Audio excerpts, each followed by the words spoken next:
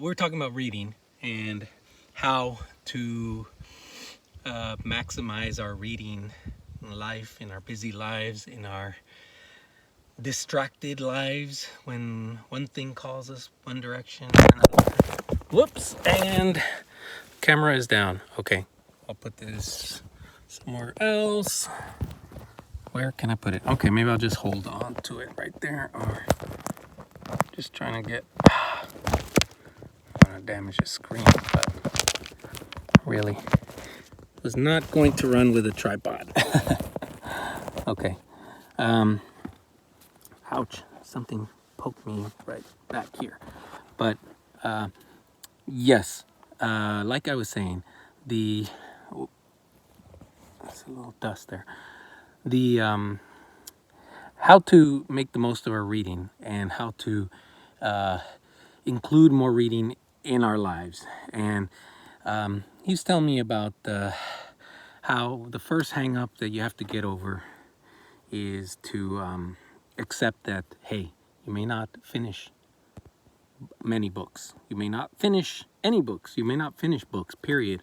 And reading them, picking them up and reading them, even if for very, very short periods, on an elevator ride or, ooh, this is very cool. Sorry, I'm just distracted here, but I want to see if I can get this spider web. Can I get it? Is it showing up? I don't know. I don't think so. Oh, no, it's not showing up. Okay, I'm just being distracted here.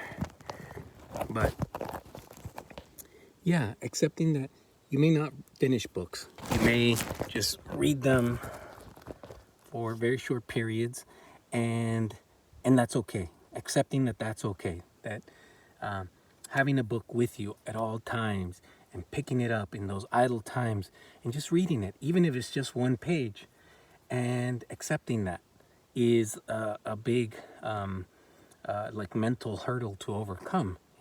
It's okay that you won't finish books, because the very act of engaging in reading and picking up a book, even for short periods, you can still get a lot out of that that process of just reading one page even. And the example that I thought of,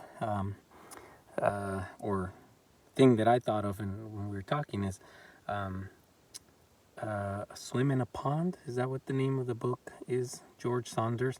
And I started the book. I didn't finish it, but I read a, you know a part in the beginning, and the breakdown of how the author here in the book will present one page from an essay or from a short story, and from a great master, one of these like great Russian masters, and then he breaks it down, what the writer's intent is, what these different elements of that one page accomplish. And that was a really beautiful exercise in deep reading and in thoughtful reading. And I realized that, wow, this is something that gives me a little bit more license. I mean, I do read, I think, fairly deeply, but that was really broke it down in a way that that helped me even dig deeper into the things that I read. Wow, there's a mosquito on the lens. I don't know if that shows up, but I'm gonna have to move because the mosquitoes are just swarming. This is bonkers. All right, but I had other points to share, but I think for now that's enough. That's really doesn't have to be this profound, detailed explanation of why reading is great. Just pick up a book, read it even for a brief period, and try to absorb something new. If it grabs you, it grabs you. If it doesn't, give it another shot. Read another page, and see what it does for you. See what you can put into the exercise of reading. Obviously, every type of writing doesn't lend itself to that sort of analysis and that kind of deep reading, but that's okay. Everything doesn't have to be, you know, Dostoevsky. You you can read things that are just for entertainment, to unwind, to just kind of get a little bit of an escape. But that mental exercise of reading, of um, of thinking and processing with a physical book, and I really, you know, value physical books much more than, you know, the ebooks or audiobooks and all that. Something about that tactile experience with a book that is special.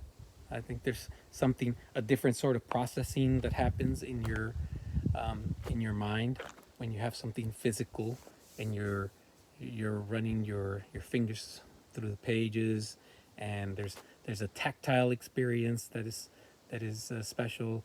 Um, uh, and Yeah, that's all. I'm not going to say much more because I think I'm forgetting a little bit and the mosquitoes are swarming.